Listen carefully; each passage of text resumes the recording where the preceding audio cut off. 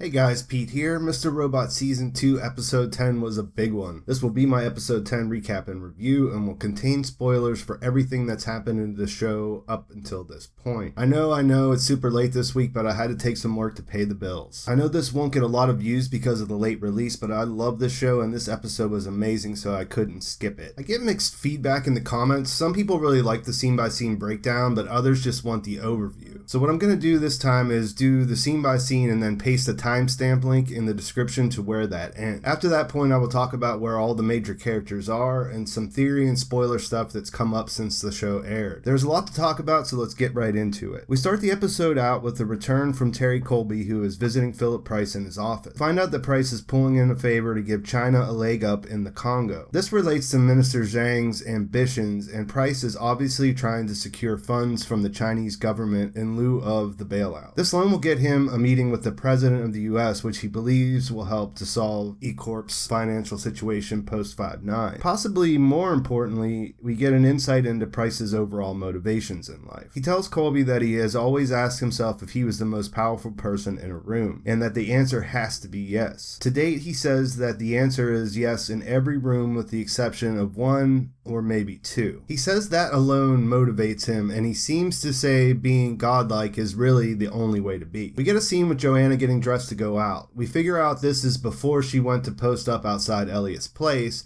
and pick up with their meeting. She brings Elliot to her apartment with Mr. Sutherland and Mr. Robot in attendance. There's a quick second where Mr. Robot says, "I feel like she can see me," and then it appears almost like she does. She explains that she knows Elliot is working with Tyrell and that she wants him to lead her to him. She thinks he is alive, and Elliot thinks but doesn't say that he's dead. So when he's saying he doesn't think that he can find him, it's not because he thinks that Tyrell is so good at hiding. They go back and forth with Joanna offering a story about why she is with Tyrell in the first place. She talks about how she sent him out to get a pair of cheap earrings from a woman they saw on their first date, and how she basically encouraged him to sleep with her. His willingness to do what was needed is what sealed the deal in their budding relationship. Elliot seems unpersuaded by the story and is definitely conflicted by the info he has from Mr. Robot that they shot Tyrell. When she gives him the phone, he tries to peace out and leave, but she doesn't take no for an answer. I suppose we find out Cisco was the one knocking on his apartment door and was unable to open it because he was helping or carrying Vincent, aka the guy who was in charge of the balls drop in DC. Darlene tries to suggest that they should let him die rather than take him to the emergency room. Cisco does an effective job of showing Darlene that she isn't thinking right. After she says that their focus should be on finding Trenton and Mobley, he points out that she isn't a leader, which leads to a discussion they have later. In the end, she realizes she can't just let Vincent die. Dom is called to Madam Executioner's place, but is unclear why she got called there in the first place. Agent in charge explains that the group who did the bailout ball drop turned up in Maryland and led agents on a chase. One got away, but the other two told the agent they were supposed to meet at the house. She mentions that Susan Jacobs lives there and might not be on vacation, but might be missing instead. Eventually, the agent tells Dom the reason they called her was because a neighbor saw Cisco leaving the apartment with Vincent. They were able to work with the sketch artist to work up a drawing. Dom is pissed that if the suspect was there that night that they burned the house, and the agent says that Director Comey is taking a more aggressive approach to everything after the conference call got leaked. Elliot is riding in the back while Sutherland is driving, and we see that there's trash piled up everywhere and that people are standing in line for their $50 allowance from the ATM. He wonders if this was the future that he was fighting for and if wars weren't meant to go on forever rather than ending. He wonders if Ray was right. Mr. Robot is there and says that these people are certifiable related to Joanna and Sutherland. He wants Elliot to go home rather than helping them, and Elliot says she's grieving and wants to believe that her husband's alive. Elliot tells Sutherland they need to go to the micro center because the cops took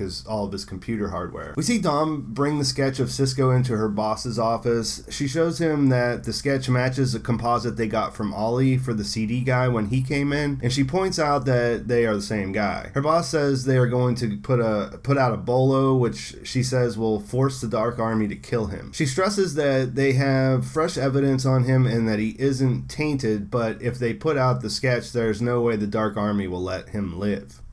She says they lost Mobley and they can't let it happen again. Her boss shuts her down, tells her that the slow roll approach that she has been taking hasn't worked and that they are going to the media with it. He tells her she needs to embrace the Bureau's new direction. She's pissed, so on her way out, he tells her that they have a guy on the cab company and they might know where Cisco went. He tells her to hook up with him as she walks out the door. We see Elliot at the Micro Center and he points out that E-Corp is offering a discount for using their new cryptocurrency eCoin. Mr. Robot tells him if he ever needed a sign that their work wasn't done, this was it. They're talking as Elliot is grabbing everything he needs and the phone Joanna gives him starts ringing in his back pocket. He answers to hear the breathing on the other end and Mr. Robot disappears immediately. He asks if we heard that too and then sort of frantically looks around for Mr. Robot. Elliot says to us that it can't really be Tyrell Wright and asks why Mr. Robot is now hiding. Darlene and Cisco are at the emergency room and she shows him the transcript from his Dark Army contact in White Rose. He asks what Elliot has to do with it and she says she was hoping that he would know. She says that he was right earlier, that she isn't special or a leader and that it was Elliot that was important all along. We get a scene where she's talking while it cuts back and forth between them and Elliot entering his apartment for the first time. Keep in mind here that these events are happening on the same night as the last episode. Elliot left Darlene's to head home and that's when he ran into Joanna outside of his place. Darlene was listening to the Dark Army when she heard the knock on her door. So Cisco coming back with Vincent and Elliot going to Joanna's is all right after that, and we're still in the same night. We see Elliot setting up to try and find out where the calls on the phone are coming from while Darlene tells Cisco a really defining story about when she was a kid. When she was 5, a woman picked her up at Coney Island when she got separated from the rest of her family. She ends up abducting her, but what is interesting about the story is that Darlene didn't resist or think it was a bad thing. She liked the attention she got and was actually upset when the police showed up to arrest the woman the next day. She says that she still wonders what her life would have been like if she would have stayed there, but says if that happened, then she wouldn't have Elliot. While she is talking, we watch Elliot set everything up and use an exigent circumstance form to impersonate a police officer. He explains to Mr. Sutherland that he can bypass hacking the phone company by using this form to get the cell company to expose the blocked number. So he files it as a cop who has received information that a suicidal person called their girlfriend with a blocked telephone number. While he's working, we see that Angela is sending him messages on his phone. Sutherland says that half of him wants it to be Tyrell and half of him doesn't, but he doesn't elaborate on why. Instead, he just starts talking about some of the people that he worked with before he started working for the Wellick. As he is talking, Elliot starts to talk to us to drown him out. He asks why Mr. Robot is MIA. He wonders if we can help him figure out what's going on. He says the last thing Mr. Robot wanted was to come back to the apartment, and we see a wide shot of the entire place. He asks if we can look to see if we can figure out what Mr. Robot was looking for. Now, this is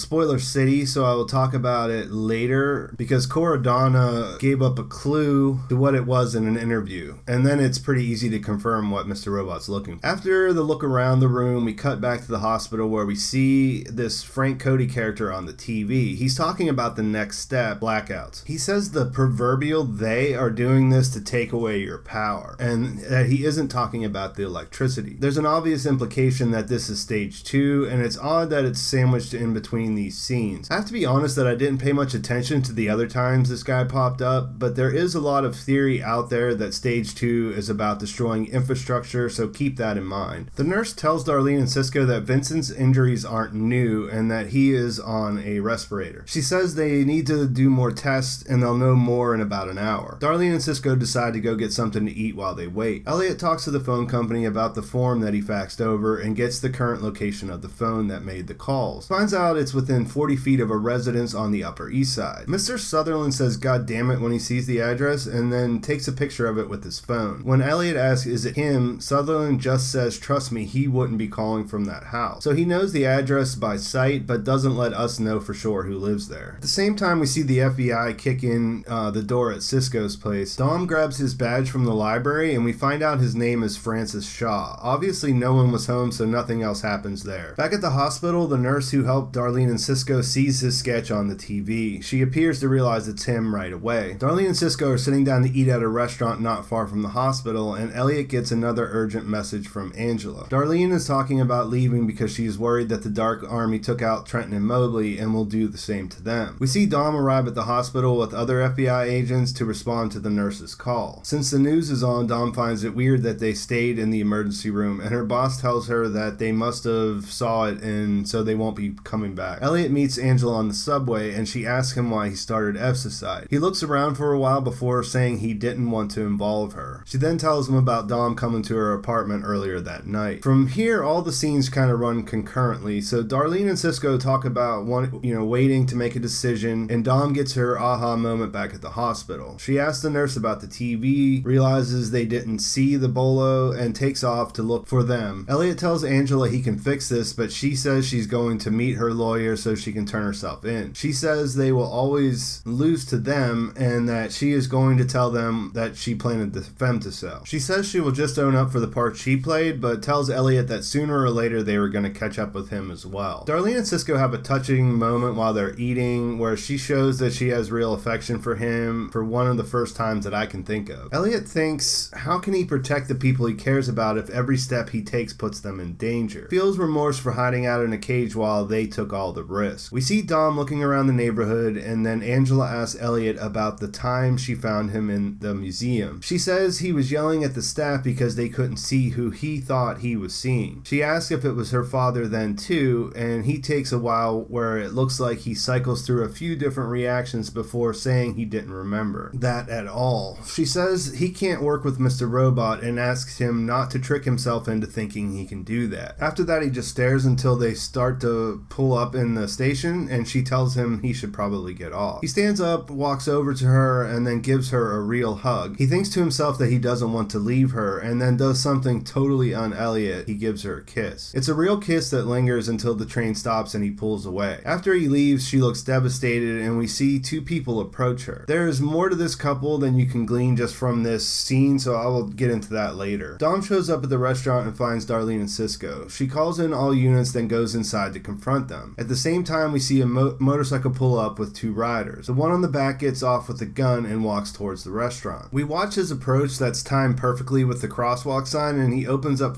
firing a lot of bullets in their direction. Dom pops back up, fires her gun, and hits the shooter. We hear sirens as police cars arrive, and the shooter, realizing that he's going to get caught, pulls out a handgun to kill himself. Dom runs out, and we see she's covered with blood splatter. We see her looking around, notice the sign in the window now says lies instead of Lupe's, and the episode ends. Now there's a lot that happened, a lot of stuff that got figured out in the time since the episode aired. Some of what I'm going to get into will contain spoilers beyond what you saw on the first watch, including who got shot and what Mr. Robot was looking for. We got confirmation of that in the trailer for episode 11, so if you don't want to find those things out, now is a good time to stop watching. Overall, we are headed full speed into the two-part season finale. They were initially going to show those two in like a 2-hour episode, but now they've decided to air it over the next 2 weeks. But that doesn't change where we are. Things are closing in on F Society, and Elliot is stuck between a rock and a hard place. For a review, let's look at the different characters and what we know. We get the scene with Price and Colby that gives us a look into Price's thought process. Who are we supposed to believe that the one or two people that Price might not be as powerful as? Minister Zhang is the obvious person who comes to mind, and if Price knows about White Rose as an alternate personality, he might fit the bill for both. The President of the United States is often referred to as the most powerful person in the world, but Price's mention of politicians only being puppets might be an indication that he doesn't agree. Of course, the idea of one or maybe two fits Elliot and Mr. Robot as well. Does Price know that much about Elliot though, or would this fit better with the idea that he's referring to the hacker or hackers that put him in the spot he's in right now? The Speaker of the House did insist that he resign in the beginning of the season, so the hack itself does threaten his power. It's really not that clear if he had someone specific in mind or not. What I think is interesting here is that his general philosophy holds him in a state of constantly needing to consolidate more power. He uses God as in the creation of mankind as the benchmark, which by definition no human can live up to. This would indicate that he will never rest or be satisfied, so I'm not sure if that is what we're supposed to take away, or if we're supposed to note that he has someone in mind that is more powerful than himself. Either way, it is a great insight into the frame of mind which will surely play a part later. It also makes me think about earlier when he said that he would rather see Zhang lose rather than win himself, and I suppose we could replace Zhang with any other person's name that he would view as a rival. We also see Joanna is serious about getting Elliot's help, and Sutherland makes sure he follows through. He finds where the phone is, but we don't necessarily know who made calls. The best guess on the location we see is that he's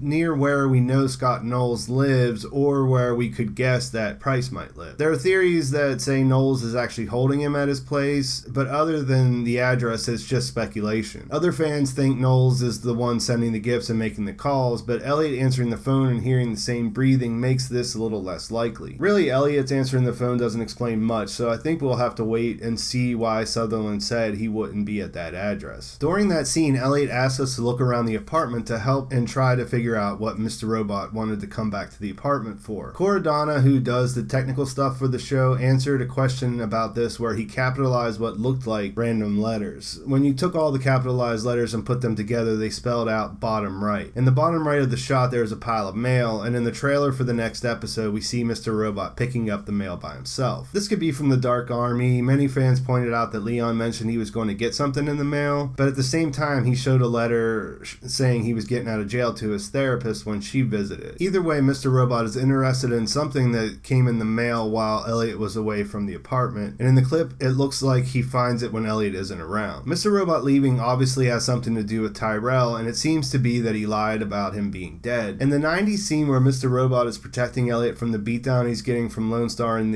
the other guards, I pointed out that I thought it was interesting that we saw Gideon die again, since that is what happened to him in real life. Tyrell was locked in the trunk, and Mr. Robot beat him with the tire iron to get him to be quiet, but we definitely aren't sure whether he killed him or not. This leads me to believe that Tyrell is alive more than the actual phone call, since we don't really know if that happened. Again, either way, there's probably a Tyrell reveal that doesn't involve him being dead coming up soon. On the train, the people who approach Darlene aren't a complete mystery. On Reddit, a few posters noticed that the actors who played them were credited in several episodes this season. So short story is that these two have been following Angela around for a while, and if you go back, you can actually pick them out of the background in certain scenes. Long story is that we don't know for sure who they are working for, but in the trailer for the next episode, we see that they take her in a van to a house that looks like a safe house. We see all the pictures on the wall have the faces blocked out, which isn't a great clue as to who they are. A lot of theories have them as Dom's people, basically people she is using because she doesn't trust the Bureau. This could be the case, but the weird pictures make you wonder if it's consistent with people who are working with an FBI agent. If they aren't working for Dom, then they could be working for anyone with interest in Angela and F Society. You could literally make a case for it being Elliot that sent them, or Tyrell, or Price, and so on. There are problems with all these ideas though, and there are problems with thinking that they might be working for White Rose, since the Dark Army doesn't have a problem with killing people. Wherever she's going, we might find out that Mobley and Trenton are being held there too, which would be a good thing, but your guess is as good as mine as like who they are or who they're working for or where they're taking them. The last scene was the most devastating, especially since we saw Darlene sort of come back to Earth, and we saw her and Cisco really appreciate each other before all was said and done. The shot is too far away to tell what happened in real time, but both the video and sound have been cleaned up so that we know what happened. Dom comes in and basically calls Cisco by his real name and tells them they are under arrest. They say they aren't going to go with her, and then the guy starts shooting. Cisco clearly gets shot in the head, and it looks like a ketchup bottle gets shot in front of Darlene before she ducks under the table. So rest in peace Cisco, but it looks like Darlene is okay, although she'll definitely be in FBI custody after everything calms down. Since the timeline was so tight, we don't get any news about the Nuclear Regulatory Commission visit or any other information about Washington Township. Not sure how this was going to figure into the rest of the season, but obviously the plan is really important for White Rose and Dark Army, if not China itself. There have been a ton of theories about this, from it being about making salt bombs like the Doomsday device in Doctor Strangelove, or that the Congo stuff is related to electronics production, and that's important for cryptocurrency like eCoin, but none of the theories are definitive. They are interesting, but the evidence isn't complete enough yet to go beyond speculation. The Mr. Robot wiki says the Washington Town plant is a factory, like a chemical plant, but that is written by fans and has no references listed as to where they actually found that. I hope we get more info before the end of the season, but realistically, that could be a background plot point that goes on through the entire series. The kiss between Angela and Elliot is interesting too. I know there are theories that they used to have a relationship, but I never really bought into them, and to me it looked like something that they had both been waiting for. Portia Doubleday, the actor that plays Angela, said on Hacking Robot that she thought that Angela is in love with Elliot, but that she knows it never will be, or something. I mean, that's a paraphrase, but it was something like that, so I'm not exactly sure if that clears anything up, but the kiss was something something I didn't see coming. So that is where we're at, and I know I am as excited as hell for the last 2 episodes. Let me know what you guys think about all this stuff in the comments. Again, I apologize for taking so long on this one, but sometimes it can't be helped. Hopefully by season 3, my channel will be doing well enough that I'll be able to give it more time. Please like the video if you liked it, and please subscribe to support the channel. Let me know if you like the timestamp link thing, and if you want me to do that in the last 2 videos for Mr. Robot Season 2. Thanks for watching. I'll talk to you soon.